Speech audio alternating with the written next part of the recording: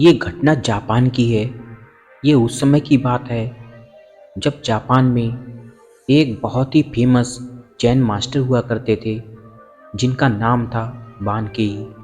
उन्होंने अपना कैंप लगाया हुआ था। उस कैंप में हजारों शिष्य शिक्षा ग्रहण किया करते थे। दिन यूं ही गुजर रहे होते हैं, तभी एक दिन की बात है। उसी कैंप में एक शिष्य को चोरी करते हुए पकड़ लिया जाता है। ये बात जैन मास्टर बानकेई को बताई गई।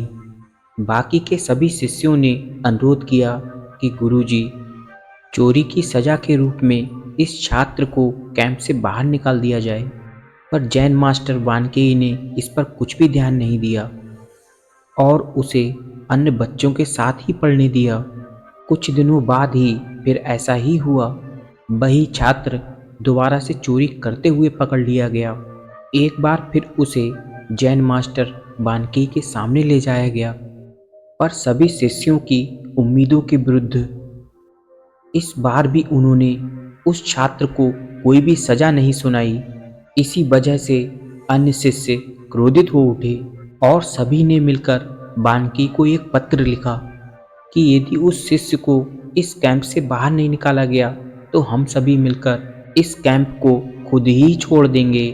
अब जैसे ही ये पत्र जैन मास्टर बानकेई ने पढ़ा तो उन्होंने सभी शिष्यों को एक जगह पर एकत्रित होने के लिए कहा।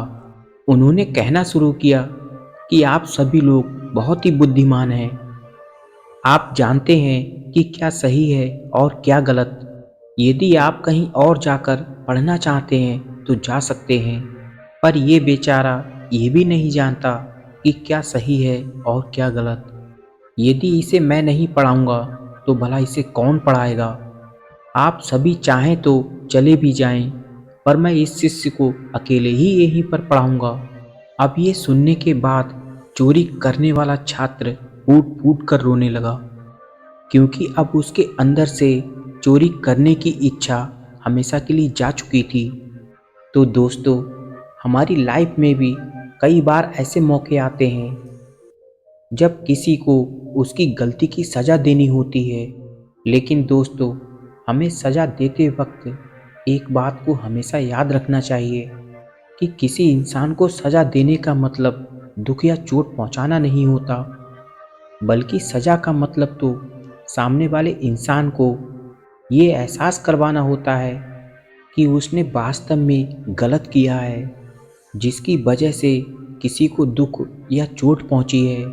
तो दोस्तों, जब भी हम किसी को अगली बार उसकी गलती की सज़ा दें, उसे शारीरिक दर्द देने की बजाय कुछ ऐसा करें जिससे अपराधी को महसूस हो कि वास्तव में उसने कुछ गलत किया है, जिससे कि उसको अपने पर आत्मग्लानि महसूस हो। और यदि हमारी सज़ा ऐसी थी, उससे सामने वाले को अपनी गलती का एहसास हो जाता है, तो मान लेना कि आपने उसे जो सज़ा सुनाई थी वो एकदम बिल्कुल सही थी।